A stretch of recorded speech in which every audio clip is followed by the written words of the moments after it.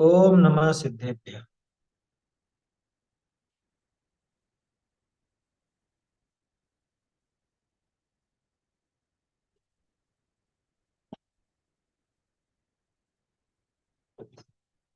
मंगलमय मंगल करण वीतराग विज्ञान।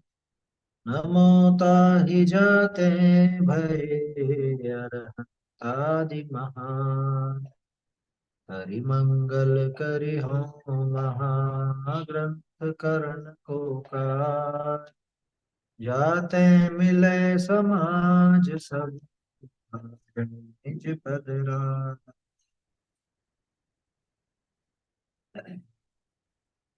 मोक्ष मार्ग प्रकाशक ग्रंथ राज पर अपनी चर्चा चल रही है। पहला अधिकार है और पंच परमेष्ठी का स्वरूप अपन ने देखा। पंच परमेष्ठी का स्वरूप देखने के बाद पंच परमेष्ठी की पूज्यता, पंच परमेष्ठी पूज्य क्यों है, ये भी बात अपन ने देखी। वीतराग विज्ञानता की सिद्धि हुई। इसके बाद अरहंतों को सिद्धों से पहले नमस्कार क्यों किया, ये बात भी यहाँ पर आ गई। और कल अपनी चर्चा इस पर चल रही थी। भाई, जो 20 तीर्थंकर हैं और 24 तीर्थंकर हैं, ये भी वैसे ही पूज्य हैं। और अरहंत सिद्ध आचार्य उपाध्याय साधु, इनमें से किसको क्या कहा गया, माने अरहंत किसे कहा गया, सिद्ध किसे कहा गया, आचार्य उपाध्याय साधु किसे कहा गया, ये सारी बात अपन ने देखी। तो इस पर अपनी बात चल रही थी। कल कल अपन ने जो एक पैराग्राफ देखा था, त्रिलोक में जो अकृत्रिम जिन बिंब विराजमान है, मध्य लोक में विधि पूर्वक कृत्रिम जिन बिंब विराजमान है, कल इस पर चर्चा चली थी। अकृत्रिम चैत्यालयों में कल एक बात अपन ने नोट नहीं की, है ना, अभी कर लीजिए, क्योंकि कल अपने पास समय नहीं था ना ज्यादा, इसलिए कल नहीं बताया। मैंने आप लोगों से कहा था कि सन 1911 में जो प्रति छपी थी और सन 48 में भी जो उसका बाद में उसका सहारा लिया गया, उसमें कुछ पंक्तियां कहीं कहीं पर अतिरिक्त मिलती है। वो क्यों मिलती है, उसका सिर्फ एक ही कारण समझ में आता है कि शुरुआती के जो 55 पत्र जो प्रतिलिपिकार के द्वारा लिखे गए थे, उनमें से हो सकता है वो लाइन छूट गई या कुछ ना कुछ तो हुआ। फिर भी उपयोगी जान करके अपन ने नोट किया था, एक तो पहले पेज पर ही अपन ने नोट कर ली थी। ऐसे ही यहाँ पर जो कल अपन ने पंक्ति पढ़ी, उसमें भी एक छोटी सी पंक्ति छूट थी। कल अपन ने पढ़ा था पुनश्च, ये जो छपी हुई है उसमें से पढ़ रहा हूं मैं, क्योंकि मिलान भी आपको मतलब आप नोट भी उसी में करोगे। 5वें पेज पर नीचे ही नीचे, पुनश्च त्रिलोक में जो अकृत्रिम जिनबिंब विराजमान है, मध्य लोक में विधि पूर्वक कृत्रिम जिनबिंब विराजमान है, जिनके दर्शनादिक से, यहां से अपने को लाइन जोड़नी, जिनके दर्शनादिक से स्व पर भेद विज्ञान होता है। ये भी उपयोगी जान करके अपन निशान लगा ले, मैं नोट कर ले मैं, क्योंकि अच्छी लाइन है।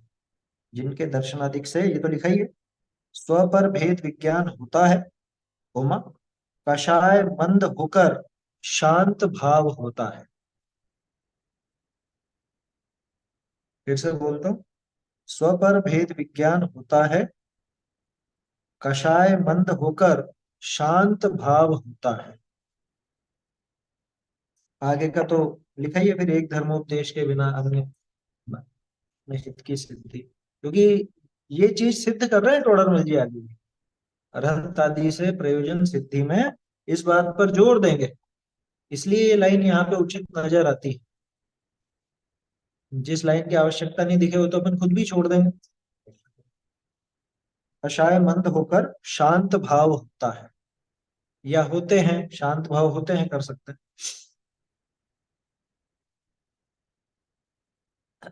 ढूंढारी में तो शांत भाव हो है, ऐसा था। तो इस पर अपनी चर्चा चल रही थी कि जो कृत्रिम या अकृत्रिम जिन बिंब हैं, उनके लिए ये गजब की बात है जिनके दर्शन आदि से स्वपर भेद विज्ञान होता है। कैसे होगा था? यहाँ पे अपनी वो 80वीं गाथा नजर आ जाती है कि जैसे अरहंत भगवान को देखता है और अरहंत भगवान को देख करके उनके द्रव्य गुण पर्याय का विचार करता है, वो जीव अपने द्रव्य गुण पर्याय का भी विचार करता है ना। जो अरहंत भगवान को द्रव्य गुण पर्याय से जानता है, वो अपने स्वरूप को द्रव्य गुण पर्याय से जानता है। उसमें भेद विज्ञान बहुत काम आता है, क्योंकि पर्याय से जो समानता देखी ना, लोगों को उसमें समस्या नहीं आती गुण और क्या बोलते हैं, द्रव्य और गुण की समानता में। उसमें तो स्पष्ट है कि भाई सब निगोद में जैसा है वैसा ही मुझ में, वैसा ही मोक्ष में है, तो ये सारी बात तो कर लेते हैं। लेकिन पर्याय में जब समानता देखी जाती है, तो वहां इसको चक्कर पड़ता है, वहां वो गाथा गले नहीं उतरती। और वहां पे भी कर देते कि हाँ ठीक है, लिख दिया आचार्य देव ने, लेकिन पर्याय में भिन्नता तो है, भिन्नता तो ऐसा कर देते। बाबू जी उस गाथा के संबंध में ऐसा कहते हैं, इस गाथा के चलते अगर कोई पर्याय में असमानता की बात करे, माने द्रव्य और गुण से तो हम समान हैं, अरहंत और मैं, लेकिन पर्याय से तो हम भिन्न भिन्न हैं, ऐसी बात करे 80वीं गाथा के चलते हुए, तो समझ लेना कि वो 80वीं गाथा का गला घोट देता। ऐसा बाबूजी ने कहा। 80वीं गाथा को मतलब वो खत्म कर देता है एक तरह से। आचार्य देव पर्याय पने से भी समानता दिखाना चाह रहे हैं, और ये असमानता का ही राग अलाप रहा है। तो प्रश्न तो खड़ा ये होता है कि समानता कैसे? प्रश्न ऐसा है कि समानता कैसे? समानता इस तरह से कि जैसे अरहंत भगवान का ज्ञान वो राग आदि से भिन्न है ना। जानने की जो प्रक्रिया है, क्या उसमें राग का प्रवेश है? उनके ज्ञान में राग का प्रवेश है कि बिल्कुल नहीं। उन्होंने अपने स्वरूप से राग को न्यारा जाना, तो उनके पर्याय में वो केवल ज्ञान, वो वीतरागता प्रकट हुई। ठीक है। और न्यारा जाना तो न्यारे थे ही सही। ठीक उसी तरह से मेरी भी वर्तमान पर्याय में ज्ञान की जो भाई इसको ऐसा समझना कि जीव का लक्षण क्या है? जीव का लक्षण उपयोग। ठीक है ना, उपयोग लक्षण है ना। जीवो वो लक्षणों नित्यम, समय सार जी की 24वीं गाथा में ऐसा स्पष्ट है। वहीं से उपयोग लक्षणम ये बात निकली। तो उपयोग की पर्याय को पकड़ के चलेंगे ना अपन। तो अरहंत का जो स्वरूप, अब उनकी उपयोग की वो पर्याय, मेरा स्वरूप मेरे उपयोग की पर्याय, तो ये बताओ उनके उपयोग माने ज्ञान की पर्याय में राग आदि शामिल नहीं है ना। और मेरे ज्ञान की पर्याय में क्या राग आदि शामिल हो गए? क्या मेरे ज्ञान में राग घुस गया? नहीं घुसा। तो जैसे उनका लक्षण वो ज्ञान, उस ज्ञान की पर्याय राग से भिन्न है, उसी तरह से वर्तमान में मेरी पर्याय भी तो राग से भिन्न ही है, ज्ञान की पर्याय, जिससे हम पकड़ते हैं जीव को। उस उपयोग को पकड़ करके देखा जाए तो पर्याय की समानता नजर आती। उन्होंने राग को अपने से भिन्न जाना, ये कहां से कहां की बात ले आए? अरे भेद ज्ञान की बात चल रही है ना, स्वपर भेद विज्ञान होता है। तो स्वपर भेद विज्ञान होता है। 2-4 दिन पहले अपन ने बात की थी स्वभाव और परभाव की, स्वभाव प्रभाव की चर्चा चली थी ना। तो राग द्वेष को भी तो परभाव कहा था ना अपन ने, देखा था ना परभाव। जब स्वरूप को देखा जाएगा तो राग आदि को परभाव कहा जाए, और स्वरूप को देखने पर जब राग आदि को परभाव कहा, तो ये स्व और पर का भेद विज्ञान नहीं है तो क्या है? अरहंत जिन राग आदि को अपने से न्यारा जान करके केवल ज्ञानी अथवा वीतरागी हुए, मैं भी वर्तमान में उन पड़े हुए राग आदि को अपने से भिन्न जानूं, मैं भी वैसा ही हो जाता हूं।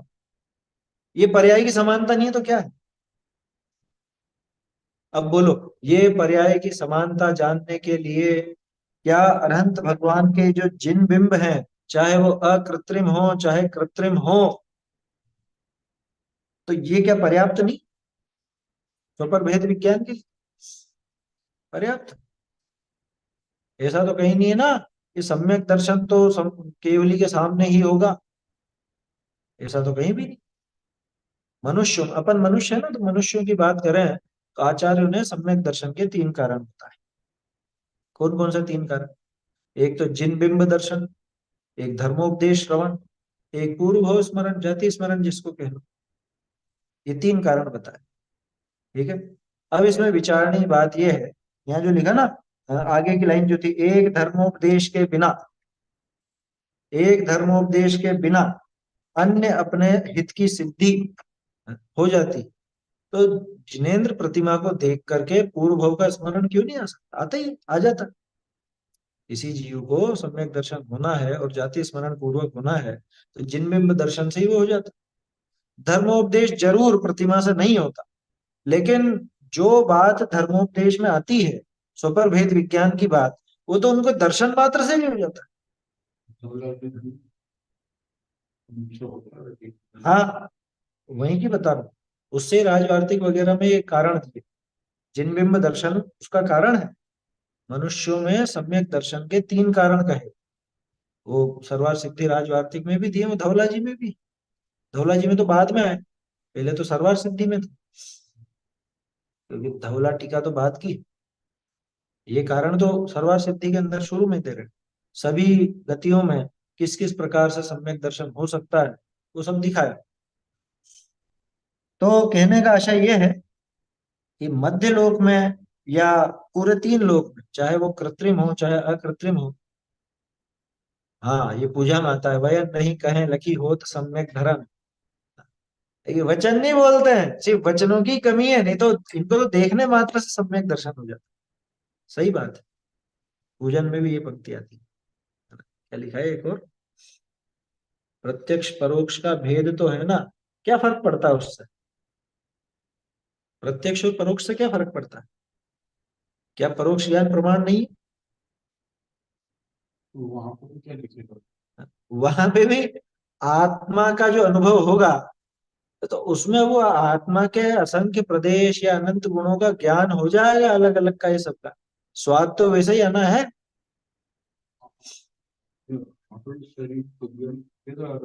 हाँ, नहीं वो केवल ज्ञान और अपने ज्ञान के पर्याय में प्रत्यक्ष परोक्ष का भेद कह रहे हैं, है ना। कि वहां पे प्रत्यक्षता हो भी जाए तो फर्क क्या पड़ा, ये बताओ।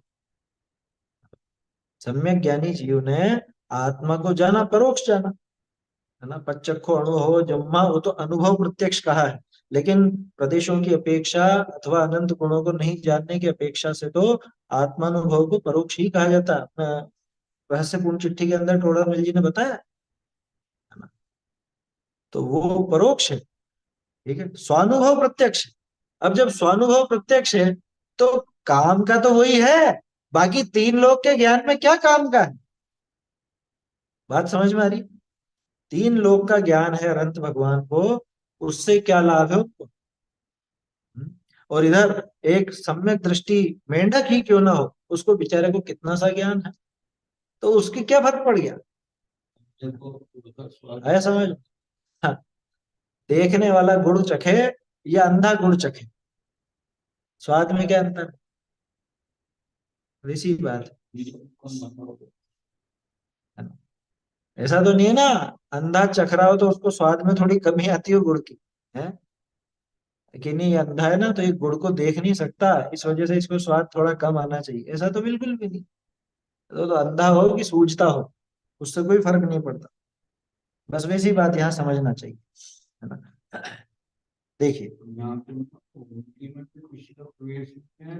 हाँ, मूल बात वही है। वहां पे जो समानता की बात करी ना प्रवचन सार जी में, वहां प्रत्यक्ष परोक्ष वाला भेद लागू मत कर, क्योंकि उनके ज्ञान की जो प्रक्रिया है वैसी ही प्रक्रिया मेरे ज्ञान, उनके ज्ञान में रागादि का प्रवेश नहीं, अन्य द्रव्य का प्रवेश नहीं, मेरे ज्ञान में भी रागादि का प्रवेश नहीं, अन्य द्रव्य का प्रवेश नहीं।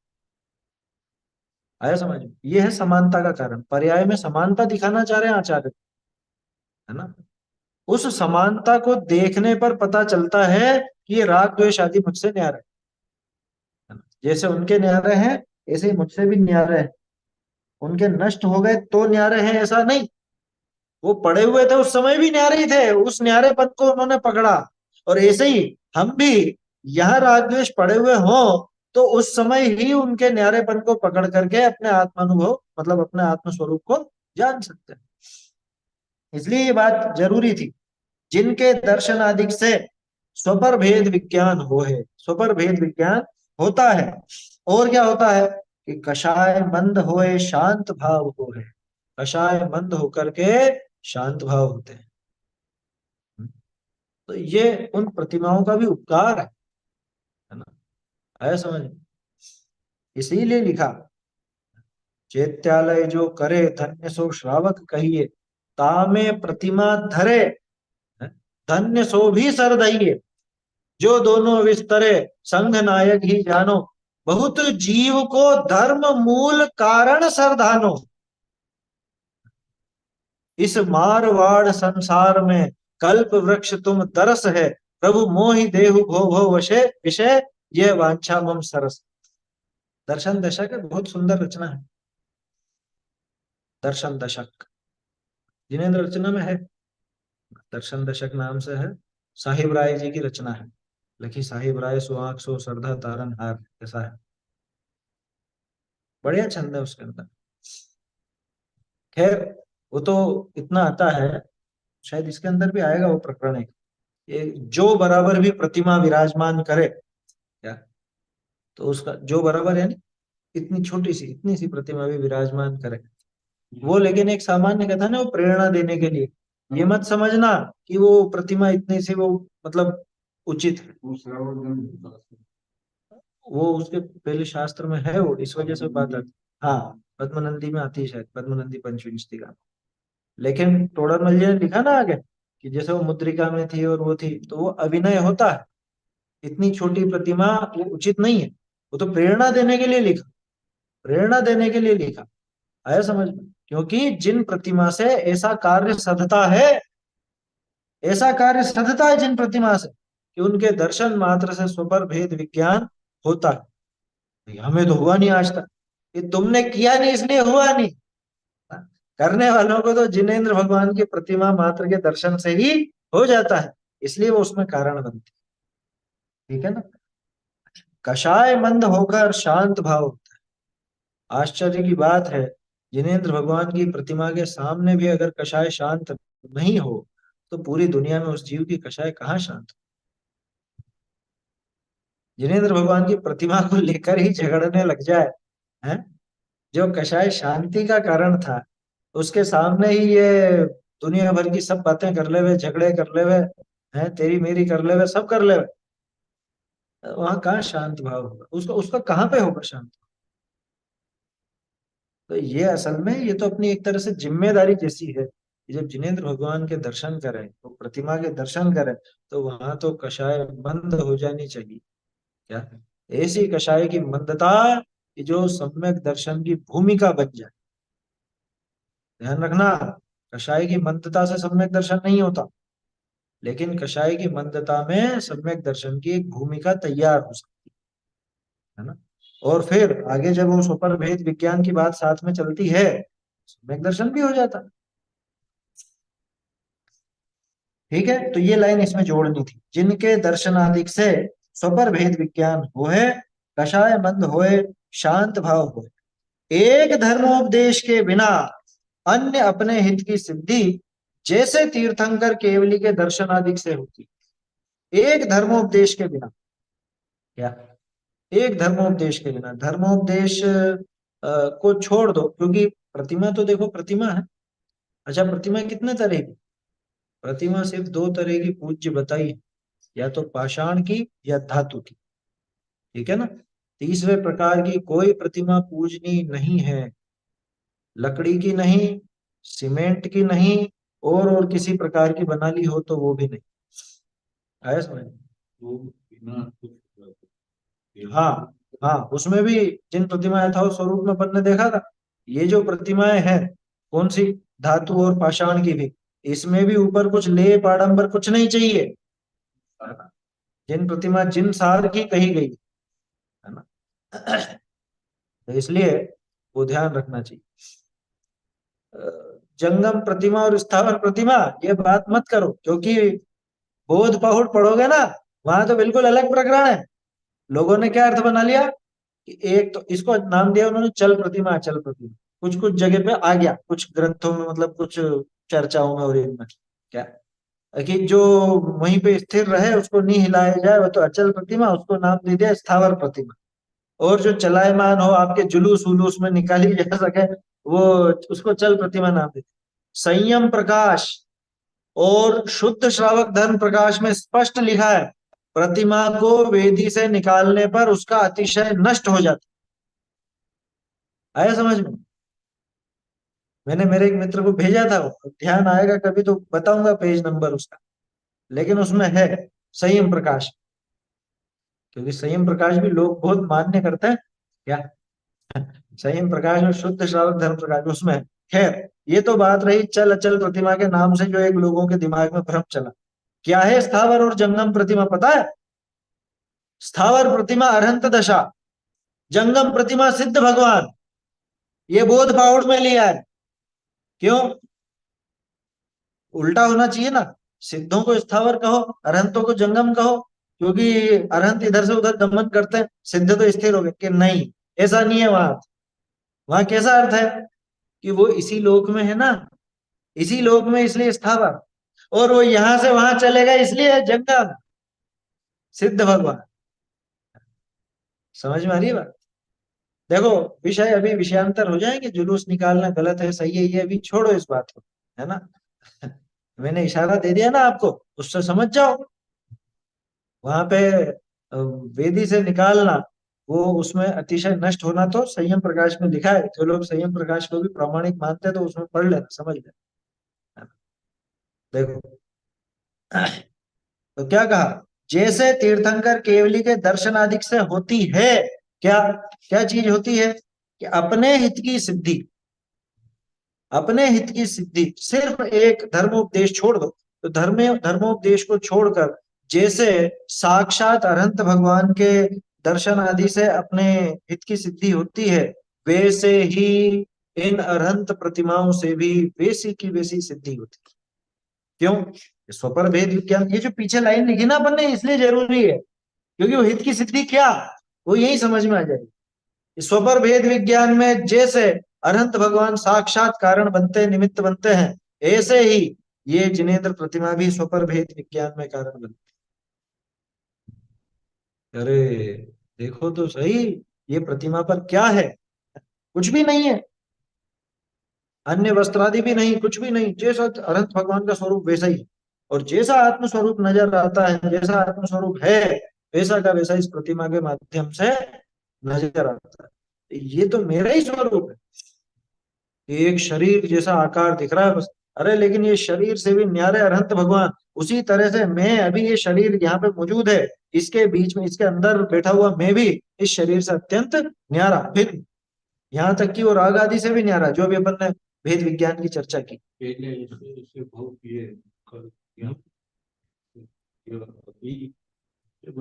हाँ, वो प्रतिमाओं से विचार आता है ना। महावीर स्वामी की प्रतिमा देखी, और वहाँ विचार आता है कि देखो तो सही, पहले कैसे कैसे भाव धारण किए हैं, मारीची का, और वो फिर तरह तरह के नारकी भी बने, केंद्री भी बने, शेर भी बने, जाने क्या क्या बने। ऐसे अज्ञान दशा में भटकते रहे और आखिर में ऐसे अरहंत बने, सिद्ध बने। तो ऐसे ही तो मैं भी हूँ, जैसे वो संसारी थे वैसा मैं संसारी। लेकिन ये समानता नहीं, समानता तो वहां देखना, हाँ, कि उनके जो ज्ञान की पर्याय, हाँ, अपन क्योंकि पर्याय की समानता देख रहे हैं ना, द्रव्य और गुण में समानता देखने में दिक्कत नहीं आती। पर्याय की समानता जब देखी जाए, तो जैसे उनकी पर्याय, ज्ञान की पर्याय, वो अन्य सभी द्रव्यों से न्यारी, उनका ज्ञान किसी अन्य वस्तु को लेकर के नहीं जानता, अन्य वस्तु में से कुछ लेकर के नहीं जानता, अन्य वस्तु में वो प्रवेश नहीं पाता, है ना। ठीक उसी तरह से मेरा ज्ञान भी अन्य सारे द्रव्यों से न्यारा रह करके ही उनको जान। उन वस्तुओं से मेरे ज्ञान ने क्या लिया? जैसे अनंतों के ज्ञान की पर्याय में उन वस्तुओं का प्रवेश नहीं, ऐसे ही मेरी ज्ञान की पर्याय में उन वस्तुओं का प्रवेश नहीं। जैसे अनंत भगवान का ज्ञान, यानी वो पर्याय, वो निकल करके उन वस्तुओं में नहीं गई, ऐसे ही मेरे ज्ञान की पर्याय भी निकल करके उन वस्तुओं में नहीं। जैसे अनंत भगवान के ज्ञान के पर्याय ने उन वस्तुओं को जानने के लिए उन वस्तुओं से कुछ नहीं दिया, ऐसे ही मेरे ज्ञान के पर्याय ने भी उन वस्तुओं को जानने के लिए उन वस्तुओं से कुछ नहीं दिया। ये तो उन वस्तुओं से न्यारा। दूसरा, स्वभाव में देखो, मतलब अपने अंदर ही जो पड़ा हुआ है। राग द्वेष, ये राग द्वेष से उनकी पर्याय भी न्यारी ही थी। उस न्यारेपन को जान करके उन्होंने परिपूर्णता प्राप्त की। ऐसे ही मेरी भी वर्तमान में जो रागादि की पर्याय है वो बिल्कुल न्यारी है। इस ज्ञान की पर्याय से बिल्कुल न्यारी। समझ में ही बात। ऐसा देखना चाहिए। सही बात है, चैतन्य चमत्कार, ये चैतन्य चमत्कार।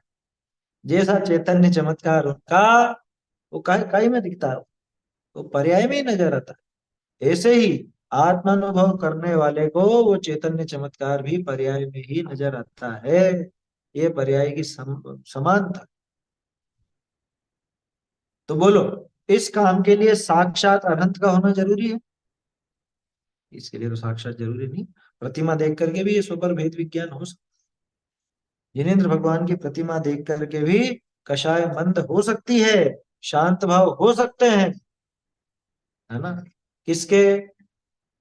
जो करना चाहे उसके। आया समझ? जो करे उसके। ऐसा ही है ना? जैसे वहां पे बात है ना, छठी गाथा में, आत्मा शुद्ध है पर किसको? आत्मा शुद्ध है पर किसको? हाँ? अनुभव में आता हुआ आत्मा शुद्ध कहा जाता है। इसका क्या मतलब? जो अनुभव है उसके लिए आत्मा शुद्ध है। आया समझ में? हाँ, भिन्नत्वेन उपास्य मानो शुद्ध इति अभिलप्यते। भिन्न उपासित होता हुआ लिखा हुआ, उपासित होता हुआ शुद्ध कहलाता। समझ में ही बात। तो जो करे उसके लिए है। हाँ? किसके लिए लिखी है?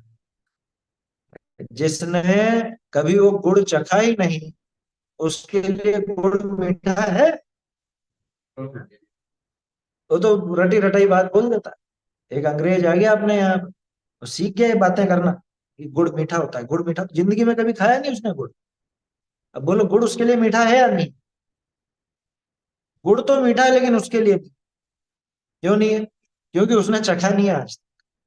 वैसे ही समझना, आत्मा शुद्ध है लेकिन किसके लिए?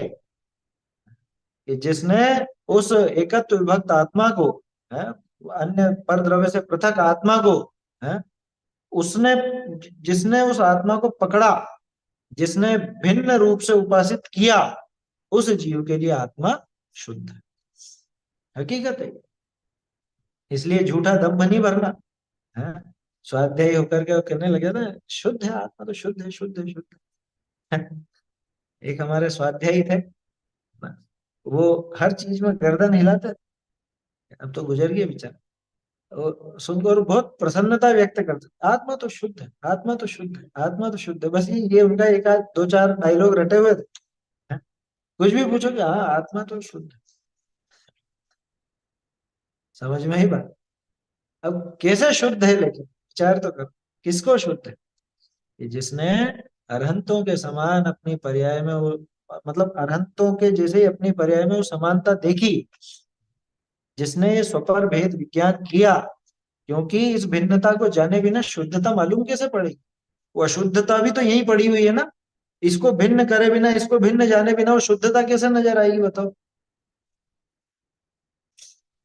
ऐसा है।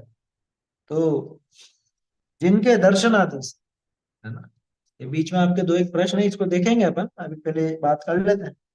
जिनके दर्शनादिक से स्वपर भेद विज्ञान होता है, कषाय मंद होकर शांत भाव होता है, एक धर्मोपदेश के बिना अन्य अपने हित की सिद्धि। ये है अपना हित। कौन सा हित? स्वपर भेद विज्ञान और कषाय भाव शांत होकर के। देखो, कषायों का उपशमन इतना मात्र अपना हित नहीं है। कषाय भाव शांत होकर के क्या लिखा? शुद्ध भाव, शांत भाव। हाँ, आकुलता का नाश, उसी को आत्मा का हित कहा। आत्म को हित है सुख, सो सुख आकुलता बिन कही, है ना? आकुलता शिव माही न, तो आकुलता शिव में नहीं, वो शिव कहाँ? वो शिव कहाँ पर? आकुलता शिव माही न। वो शिव तो यहाँ है, इसके आश्रय से प्रकट होता है। ना। इसके माने शरीर के नहीं, वो अब इशारा तो यही होगा ना, अपने आत्मा के आश्रय से वो शिव प्रकट होता है, शिवकारी, शिव, शिवमय, ऐसा अपना आत्मा का स्वरूप है, ऐसा समझना। तो जैसे तीर्थंकर केवली के दर्शन आदि से अपने हित की सिद्धि होती है, ऐसे ही अरहंत देव की प्रतिमा के माध्यम से भी अपनी सिद्धि होती है। उन जिन बिंबों को हमारा नमस्कार हो, ऐसा यहाँ पे नमस्कार किया। ठीक है, इसके आगे का प्रकरण अपने को पढ़ना है, इसके आगे का विषय देखते हैं। हाँ, ये बीच में दो चार रेज हैंड थे ना, क्या प्रश्न है पूछ लीजिए।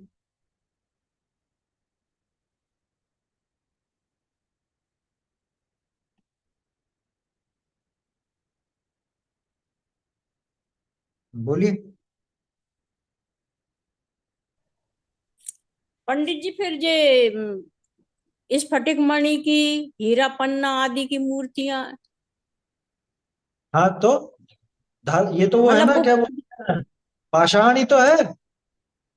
अच्छा। जितने भी रत्न है वो सब पाषाण है, पाषाण ही कहा जाता है। अच्छा। मैं सोच ही रहा था कि कोई ये पूछ सकता है ना, क्योंकि रत्न वगैरह पाषाण और धातु कहा, रत्न तो कहा ही नहीं। रत्न क्या है, रत्न पाषाण है। बाजार में भी यही कहा जाता है, प्रेशियस और सेमी प्रेशियस स्टोन, स्टोन नाम है उनका। तो आपका हीरा पन्ना वगैरह ये सब स्फटिक भी पाषाण ही। और आजकल जो मतलब पुरानी प्रतिमाएं जो अपने स्थान पर थी, उनको थोड़ी दूर सरका के या और जगह स्थान मतलब विराजमान कर तो दिया है वो। वो कुछ ऐसी समस्या खड़ी हो गई हो कि जिसके बिना काम नहीं चले, वहां तक तो फिर भी बात समझ में आती। लेकिन जबरदस्ती जबरन, है ना, हर 5 साल में 5-7 साल में उनकी वो इधर से तोड़ा उधर से फोड़ा और इधर से उधर रखो उधर से इधर रखो, दिशा खराब है और ये वो है, ये फालतू की चीजें हैं।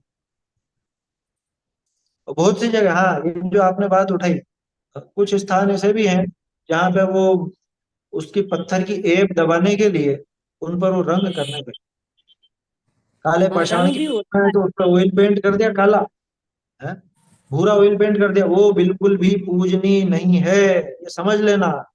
ऑयल पेंट अपने आप में हिंसक है, मैंने कुछ दिन पहले उसके बारे में खोज की थी थोड़ी।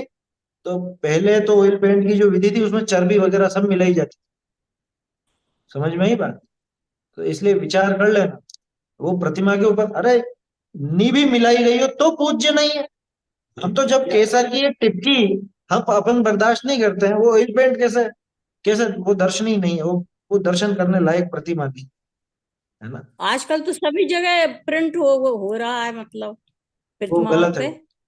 हाँ, वो पूजनीय नहीं है, कह देना भैया आप ये प्रतिमा की पूज्यता खंडित कर रहे हो, समाप्त कर रहे हो, ये बिल्कुल भी उचित नहीं है। जैसे गोलाकोट में गुफा में थी प्रतिमा, तो बाहर मतलब वो कर बरामदे बना दिया है, वहां पे कर दी हाँ वो वो तो कई ठीक है, जगह। उसमें तो यूं है कि भाई वहां पे लोग दर्शन नहीं कर पाते हो, तो फिर वो ढंग से दर्शन हो जाए इसलिए किया हो, तो अपन उसको एक दफे मतलब उसका पक्ष तो क्या ले, लेकिन ठीक है चलो वो बात चलेगी, क्योंकि लोगों को दर्शन नहीं हो पा रहे थे ढंग से। लेकिन सिर्फ ऐसे ही शोबाजी के लिए इधर से उधर नचाते फिरे प्रतिमाओं को, ये बिल्कुल भी उचित तो है ना। जलूस जलूस में भी प्रतिमा को मतलब शहर में से। अरे मैंने कहा ना, ये प्रकरण से प्रकरणांतर हो जाएगा, अन्य मति निकालते हैं वैसे ही ये निकालने लग जाए। दम क्या है उसमें, आप तो संयम प्रकाश पढ़ो ना, उसके अंदर लिखा है स्पष्ट, बता तो दिया मैंने। क्यों निकालना है भाई, जिनको दर्शन करने वो मंदिर में आ ही जाते हैं, किसके लिए निकालना है, मुझे तो ये समझ में ही नहीं आता, कॉन्सेप्ट ही समझ में नहीं आता, क्यों निकालना है। बहुत से लोगों को मेरी बात अटपटी जरूर लगेगी, लेकिन आप गंभीरता से विचार करो, निकालना क्यों है, किसके लिए निकालना है। प्यासा कुएं के पास जावे या कुआं प्यासे के पास जावे, है? आया समझ, बोलिए।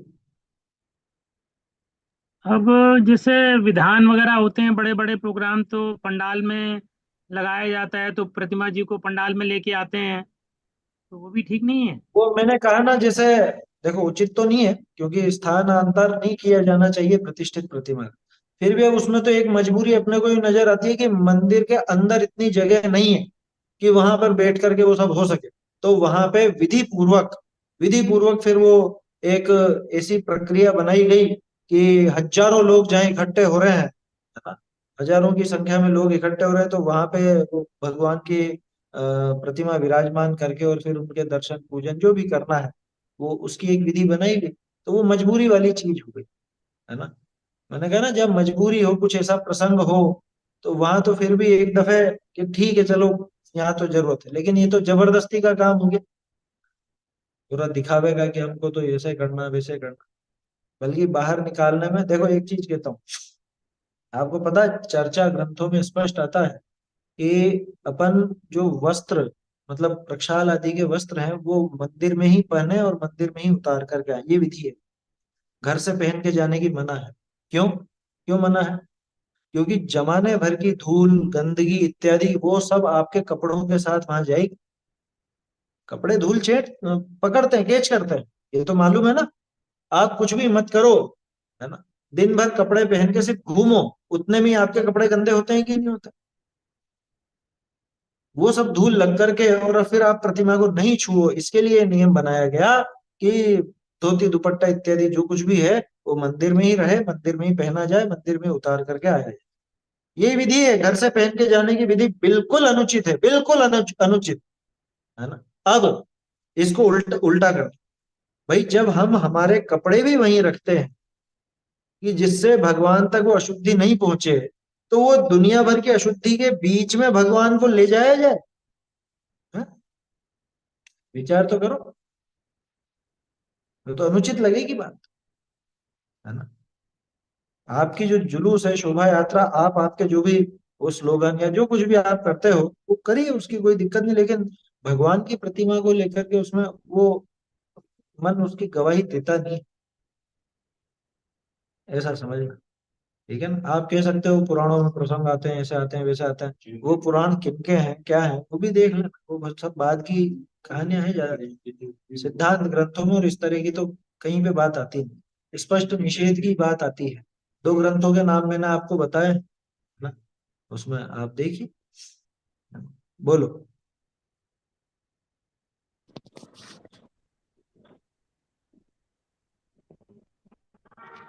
जैसे अभी वो टोडरमल जी के समय में इंद्रध्वज मंडल विधान हुआ था वहां पे मोती डूंगरी पे, तो वहां पर अपना मंदिर थोड़ी है, वो तो प्रतिमा तो लेके ही गए होंगे ना। वहां पे तो प्रतिमा का कोई उल्लेख आया नहीं कि प्रतिमा विराजमान की थी। विधान हुआ तो प्रतिमा को तो ले जा हाँ, करके। विधान हुआ जो, अब वहां पे जो कुछ भी हुआ हो, वहां जिनालय होगा या जो भी होगा, है ना, लेकिन उसके अंदर ऐसा उल्लेख नहीं आया। और ये बता तो दिया, जहाँ हजारों लोगों की भीड़ है करने वाली, वहां तो मजबूरी वाली बात हो गई। ये बात आ गई ना अभी, कि वहां तो लोगों के बीच में फिर स्थापित करनी पड़ी, करी होगी भले या नहीं भी करी हो, लेकिन इतनी बात है कि जो क्या बोलते हैं अपने रायमल जी ने जो पत्रिका लिखी, ब्रह्मचारी रायमल जी, उसमें कोई प्रतिमा का तो उल्लेख था नहीं। उसमें तो इतना था कि इतना बड़ा चबूतरा और उसमें ये सब और इतनी इतनी वो सब बताया था उसके अंदर, है ना।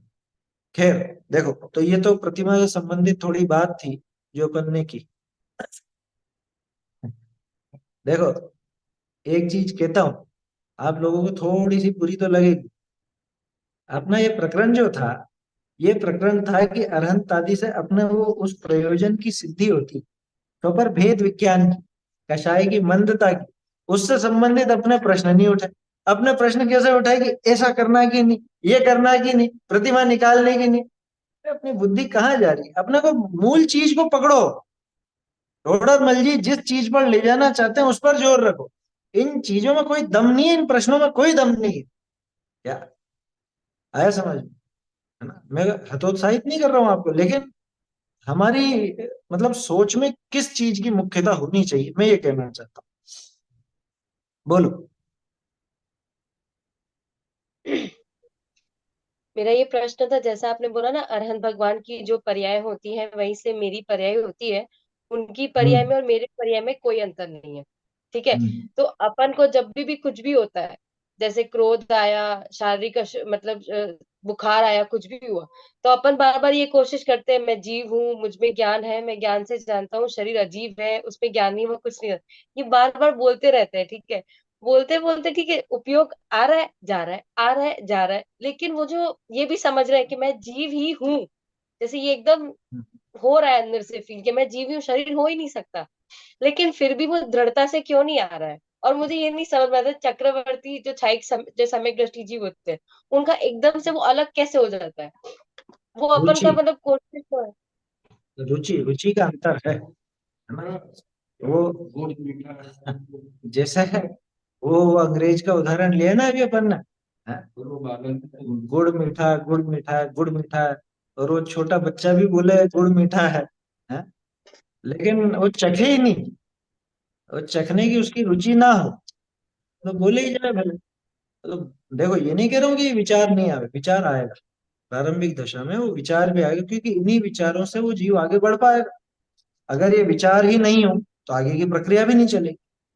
लेकिन ये धीरे धीरे काम होगा, और धीरे धीरे का मतलब कि भाई इसमें एक क्रम है ना। पहले आप रुचि पूर्वक इसका विचार करो, ये बातों का विचार करो, इस भेद ज्ञान को बढ़ाते जाओ, आगे दृढ़ता लाते जाओ, तो धीरे धीरे ये काम होता है। मुख्य कार्य इसमें रुचि का ही है, क्योंकि आपने सीधी बात की वहां चक्रवर्ती की। चक्रवर्ती वो सारे काम करते हुए भरत चक्रवर्ती की बात अपन ले रहे हैं, सम्यक दृष्टि थी, है ना। और खास चीज वही है, चारित्र गुण का अपना कैसा क्या अभी चल रहा है ना, चारित्रिक विकार कितना मौजूद है, उस हिसाब से वो काम होता है। हाँ, सम्यक दृष्टि हो वो भी हाय तौबा मचा सकता है, ऐसी कोई बड़ी बात नहीं। और मिथ्या दृष्टि बहुत शांत भाव से बैठा है, तो इसमें कोई जीत नहीं गया वो। मिथ्या दृष्टि शांत भाव से बैठा है तो क्या सम्यक दृष्टि हो गया? और सम्यक दृष्टि ने हाय तौबा तो मिथ्या दृष्टि हो गया? ऐसा नहीं, है ना। बट वो आप एकदम से जो वो भिन्नता का जो अनुभव होता है ना, एकदम से वो जो भिन्नता का अनुभव होता है, जैसे कि मैं नहीं हूँ, मैं नहीं हूँ, वो कैसे होता है एकदम से कि क्रोध की दशा में भी मैं नहीं तत्व कर। ज्ञान यही है, यही तत्व ज्ञान का ही विचार चलते चलते वो दृढ़ता आएगी, आगे आएगा ये जैसे यहाँ लिखा ना अभी अपन ने, स्वपर भेद विज्ञान होता है, कषाय मंद होकर शांत भाव होता है। हम्म। स्वपर भेद विज्ञान कैसे होगा? वो पहले तो वो विचार ही चलेंगे, वो विचार चलते चलते, हाँ, अनंत आदि से प्रयोजन सिद्धि के अंदर आ जाएगा, संश्लेष विशुद्ध शुद्ध, उसके अंदर पेज नंबर भी नोट करेंगे अपन, है ना। जो मैंने एक आपको एग्जाम्पल शुरू में कहा था ना कि अब अपन जो विधि, जिस विधि से पढ़ेंगे वो अब चालू होगी। अब अभी तक तो सामान्य बातें थी, इसमें एक सब बातें आई। एग्जाम्पल एक एग्जाम्पल पूछूं, जैसे कि हाँ क्रोध आ रहा है अभी, जैसे मान हाँ। आया, माया आया, लोभ आया, कुछ भी आ रहा है, तो उस समय यही सोचो ना कि ये मैं हूं ही नहीं, भले ही जितना भी क्यों ना आ रहा हो, ये मैं हूं ही हम्म, नहीं, ये मैं हूं ही नहीं, बस ऐसे। इतने मात्र में काम नहीं होगा, लेकिन प्रारंभ तो यहीं से होगा। क्या आप वो विचार तो करोगे, है ना, लेकिन मैं क्यों नहीं हुई, है? ये मैं क्यों नहीं हूं, इस पर भी तो विचार करो। ये तो एक लाइन आपने सीख ली, रट ली, है, लेकिन धीरे धीरे आप उस पर विचार करो, वो कषाय भी गलेगी और मिथ्यात्व भी गलेगा इस विचार से। बस, हाँ, ये विधि बताइए, ये तत्व निर्णय जो होगा, अब ये बुद्धिपूर्वक तो ये विचार ही करेगा, और एक समय ऐसा आएगा कि जहां पर वो दर्शन मोहनी का उदय नहीं रहेगा, तत्काल उसी समय इसको सम्यक दर्शन। तो देखो, तत्व विचार की महिमा वाला जो प्रकरण है वहां पे आएगा, उसके अलावा 5 लब्धियों वाला, और यहाँ भी आ जाएगा, ये अनंत आदि से प्रयोजन सिद्धि के अंदर भी आ जाएगा, है ना। चलिए, बोलो। जैसे भेद ज्ञान में अपने ऐसा जैसे बोलते रहते हैं ना कि ये मैं नहीं हूँ, ये भाव मेरे नहीं है, तो ऐसे तो अपने तो ना रट्टू तोते की तरह बोलते रहते हैं कि ये मैं नहीं हूँ, ये मेरे हाँ, भाव नहीं है। लेकिन असल में तो वो जो भेद ज्ञान है वो तो अनुभव की चीज है ना, कि अनुभव ये मुझसे भिन्न है, तो वो भिन्नता जो अपने अनुभव में लेते हैं वो तो हुआ ना असल भेद ज्ञान। ऐसे हाँ, में तो कोई जो था देखो, भेद ज्ञान में क्या है, वो पहले विकल्प है, वो पहले विकल्प ही चलेंगे और उन विकल्पों से आगे निर्विकल्प दशा आएगी। विकल्पों से आएगी ये मत समझना, विकल्पों से छूट कर आएगी ऐसा समझ, है ना, है ना। लेकिन ये विकल्प पहले होंगे, ठीक है ना, ये विकल्प पहले होंगे। ऐसा नहीं है कि ये विकल्प ही आत्मानुभव है, लेकिन आत्मानुभव के पहले ये भेद ज्ञान के विकल्प भी होंगे। जब ये श्रद्धा दृढ़ बनेगी उसके पहले ये विकल्प भी होंगे। आज आपको आपके नाम की श्रद्धा है ना, माने ये मैं हूं, ठीक है ना। तो अब ये बताओ, पहली बार से तो कोई ऐसा नहीं बैठ गया था आपके दिमाग में? पहली बार जब ये नाम सुना तब तो नहीं बैठा था ना। ये बहुत मतलब मुझे तो बहुत सरल लगता है ये उदाहरण, हमेशा ये बात समझ में आती है। जैसे मेरा नाम विक्रांत, तो अब जब मुझे पहली बार विक्रांत बोला गया तब तो मैं नहीं समझा था कि किसको बोल रहे हैं, क्या बोल रहे हैं, हाँ? मुझसे 5-7 बार बोला गया, फिर मुझे अरे मेरा नाम मुझे बोला गया, मुझे बोला गया, हाँ? छोटे बच्चे को सिखाते हैं ना कि अपना इंट्रोडक्शन दो, तो क्या बोलता है, माय नेम इज फला फला, और माय फादर नेम इज ये, और माय मदर नेम इज ये, और आई स्टडी इन, बोलो, ये उसको पहले रटाना पड़ता।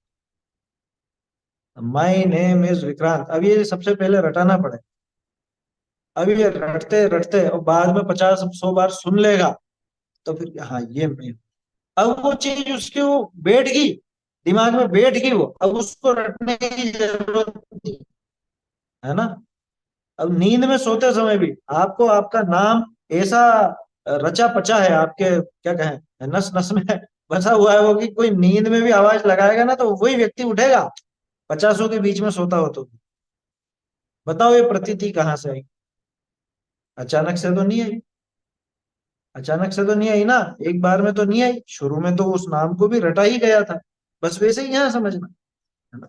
भेद ज्ञान की बात भी पहले विचारों में ही आएगी, वो विकल्प भी खड़े होंगे, और उसके बाद फिर उन विकल्पों से आगे बढ़ करके वो निर्विकल्प दशा आती है ना। वो जो रटना है, उस रटने का नाम भेद ज्ञान नहीं, उस रटने का नाम अनुभूति भी नहीं, ठीक है। वो तो तोते जैसे रटे ही जाओ, क्या फर्क पड़ता है। चलिए, है ना, काफी हो गया प्रश्न भी, आगे का विषय देख लें। ये तो कल के विषय पर ही चर्चा हुई अपनी। ये उस प्रतिमा से, अरहंत देव की प्रतिमा से वैसा ही कार्य सिद्ध होता है जैसा अरहंत देव द्वारा होता है। सिर्फ एक धर्मोपदेश वाली बात नहीं बनती, बाकी तो सारा का सारा वैसा ही होता है ना। भेद विज्ञान की बात बनती है, कषायों की मंदता होकर के शांत भावों वाली बात भी बन जाती है। आगे देखते हैं ढूंढारी में। देखिए,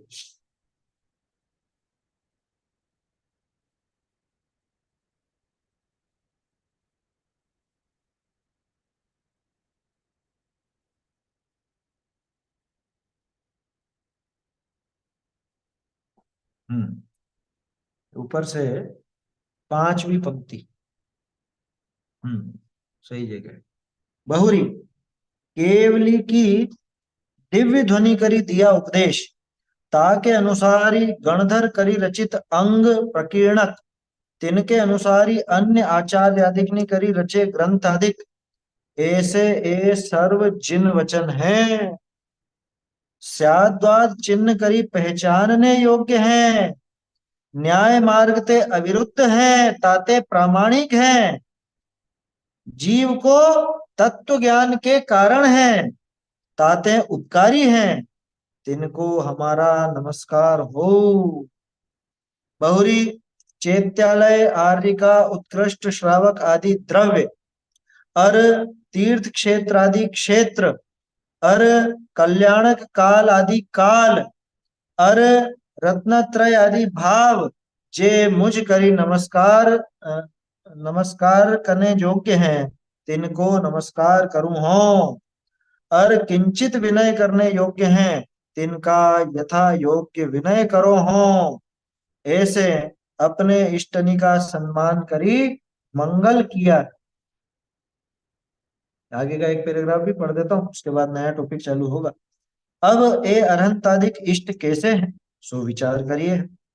जा करी सुख उपजे व दुख बिनसे, तिस कारिज का नाम प्रयोजन है। बहुरी तिस प्रयोजन की जा करी सिद्धि होए, सो ही अपना इष्ट है। तो हमारे इस अवसर विषय वीतराग विज्ञान, वीतराग विशेष ज्ञान का होना, सो या प्रयोजन जाते हैं, या करी निराकुल साचे सुख की प्राप्ति हो है, और सर्व आकुलता रूप दुख का नाश हो। ठीक है, यहीं तक देखते हैं। शायद जैसे ये पैराग्राफ नीचे अरहंत आदि से प्रयोजन सिद्धि में आना चाहिए था, क्योंकि ये विषय वहां का चालू हो गया। कोई बात नहीं, जैसी बनावट है। क्या कहा देखो, अभी तक अपन ने बात की थी पंच परमेष्ठी की। पंच परमेष्ठी के अलावा 24 तीर्थंकर, 20 तीर्थंकर, उनकी प्रतिमाओं की, है ना, कृत्रिम अकृत्रिम चैत्य चैत्यालयों की, इन सब की बात हो गई। अब इसके बाद बात आती है जिनवाणी की। ये मंगलाचरण ही चल रहा है टोडरमल जी का अभी तक। क्या आया समझ में? सबको जिन जिन को नमस्कार करना बताया, उनका स्वरूप यहाँ पे दिखा। क्या कहते हैं, बहुरी केवली के दिव्य ध्वनि करी दिया उपदेश। केवली भगवान ने दिव्य ध्वनि से उपदेश दिया, है ना, ये तो स्पष्ट है, इसमें तो कुछ समझाने की जरूरत है नहीं। ताके अनुसार ही, अब जो उपदेश दिया उसके अनुसार, गणधर करी रचित अंग प्रकीर्णक, द्वादशांग की जो रचना की ना, 12 अंग और अपने 14 पूर्व हैं, 12वें अंग के हिस्से हैं वो, उनमें प्रकीर्णक वगैरह ये सब होते हैं। तो अंग प्रकीर्णक तिन के अनुसार अन्य आचार्य आदि ने करी रचे ग्रंथ आदि, उन्हीं के अनुसार लिखे हुए अपने ग्रंथ हैं। हाँ, आप देखोगे ग्रंथों के परिचय में तो मालूम पड़ेगा। समय सार जी जैसे ये उस वस्तु अधिकार के इस प्राभृत का ये हिस्सा है, पंचास्तिका है, प्रवचन सार जी, ये सब अलग अलग, मतलब एक अंगों के हिस्से ही है ये। मूल जो अपने भगवान ने उपदेश दिया, उन उपदेश के आधार पर, उस उपदेश के आधार पर रणधर देव ने अंग प्रकीर्णक आदि की रचना की। उस अंग प्रकीर्णक आदि के आधार पर महान महान आचार्यों ने वो ग्रंथ आदि की रचना की, है ना। रचे ग्रंथ आदि ऐसे ए सर्व जिन वचन, जो साक्षात समोसरण में उपदेश हुआ वो भी जिन वचन, उनके आधार से जो द्वादशांग की रचना हुई वो भी जिन वचन, और उस द्वादशांग के आधार से जो शास्त्र रचे गए, महान आचार्यों ने जो शास्त्र रचे वो भी जिन वचन। कैसे है अब ये देखना विशेषता है। सबसे पहली बात प्रामाणिक। क्यों है प्रामाणिक? स्याद्वाद चिन्ह करी पहचानने योग्य है, न्याय मार्ग ते अविरुद्ध है, ताते प्रामाणिक है। प्रामाणिकता किसकी वजह से? प्रामाणिकता तो न्याय मार्ग से अविरुद्ध होने के कारण। न्याय ग्रंथों से मतलब जो भी न्याय है, न्याय से विरुद्ध नहीं होते। पूर्वा पर कोई वचन का विरोध नहीं आता। वो क्यों नहीं आता? क्योंकि स्याद्वाद है वहां पर, अपेक्षाओं पूर्वक कथन है, और ये पहचान भी बता दी। स्याद्वाद चिन्ह करी, जैसे वहां लिखा अनेकांतमयी मूर्ति, अमृतचंद्राचार्य ने लिखा ना मंगलाचरण, अनेकांतमयी मूर्ति, तो स्याद्वाद चिन्ह है। आप भजन भी तो गाते हो, स्याद्वाद तेरी निशानी, अमर तेरी जग में कहानी। तो स्याद्वाद जो है वो जिनवाणी का चिन्ह है, पहचान चिन्ह। स्याद्वाद मई है तो वो जिनेन्द्र भगवान की वाणी है। अगर स्याद्वाद मई नहीं है, अगर स्याद्वाद का प्रयोग नहीं है, तो वो जिनेन्द्र भगवान की वाणी नहीं। ऐसे स्याद्वाद चिन्ह से पहचानने योग्य, न्याय मार्ग से अविरुद्ध, इसलिए तो प्रामाणिक है। दूसरा विशेषण उपकारी है। क्यों है उपकारी? जीव को तत्व ज्ञान के कारण है वो वचन। वो जो वचन है जिनेन्द्र भगवान के, जो जिनवाणी के रूप में प्रकाशित है, वो जीव के उपकार करने वाले, जीव को तत्व ज्ञान के कारण। ये एक बहुत बड़ी विशेषता है। समझ लेना कि जिन शास्त्रों में तत्व ज्ञान की बात नहीं हो, वो वास्तव में जैन शास्त्र ही नहीं है।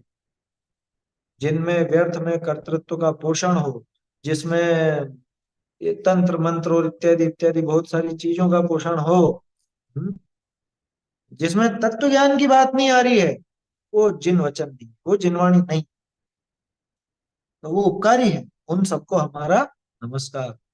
हाँ, ये विशेषण देखा ही था अपन ने। आप तो पज्ञ मनोल्लंघ्य मत श्रेष्ठ विरोध का तत्वोपदेश कृत सार्वम शास्त्रम कापथ घट्टनम, रत्नकरण श्रावकाचार्य में है।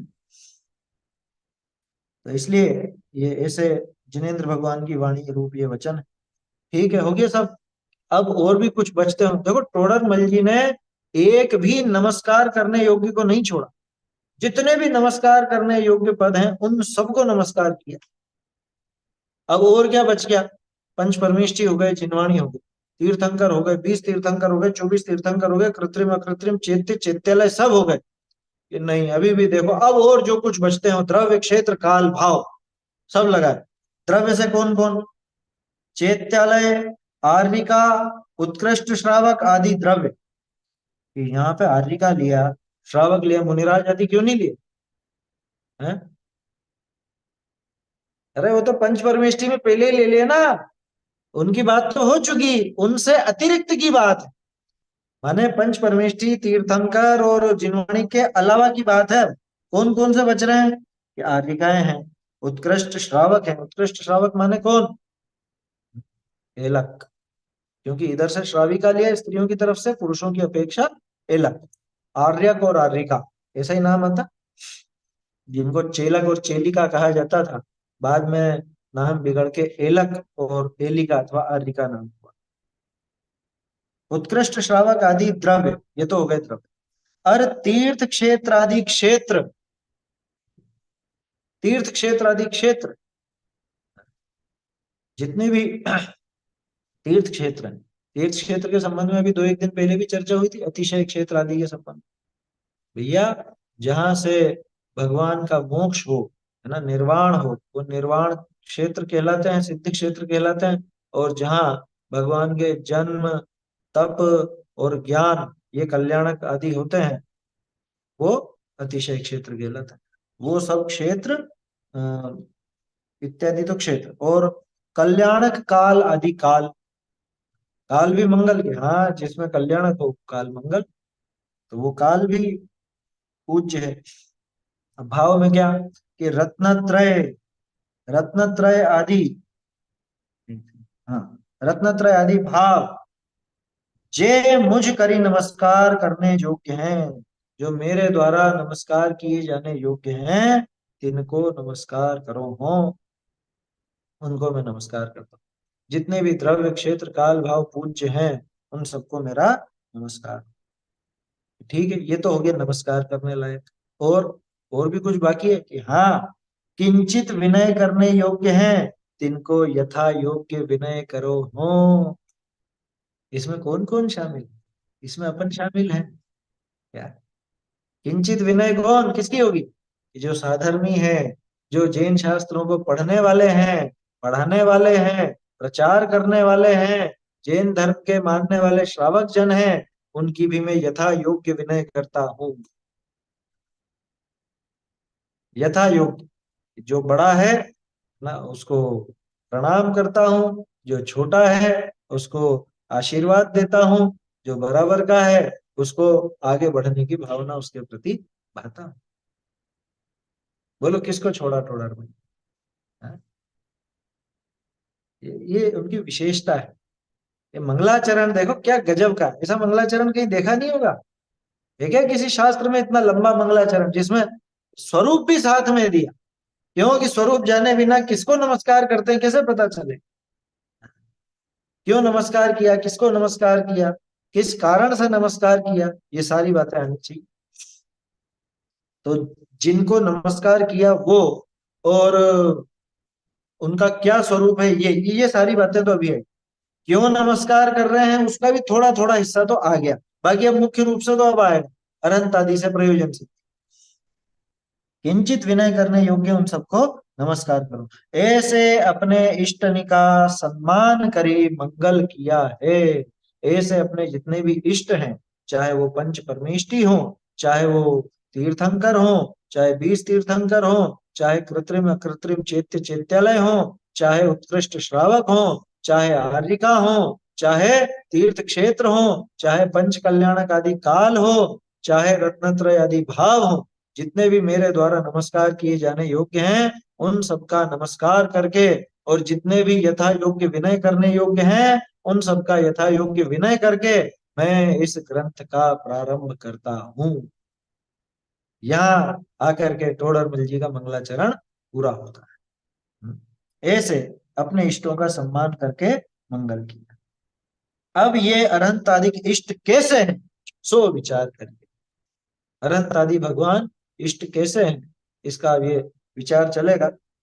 मेरा विचार तो ऐसा है कि ये अरहंत आदि से प्रयोजन सिद्धि है यहीं से प्रारंभ है ना।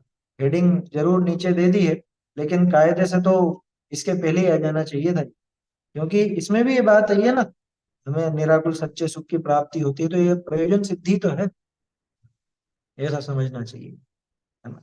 बोलिए।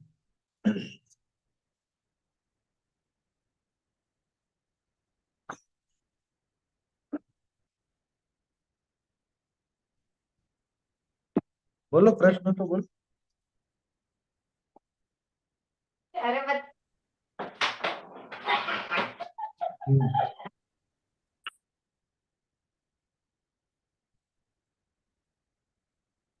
चलिए आगे देखेंगे इस विषय को अपन। चैतन्य का स्मरण प्रतिक्षण ही करो रे भव अनंत दुख को क्षण में ढूंढे लक्ष्य अनंत निज सौख्य निधान पाओ गाओ अरे नित इसी के गीत गाओ निज निधि निज में बताई यह तो उपकार है इसके लिए धन्यवाद वंदना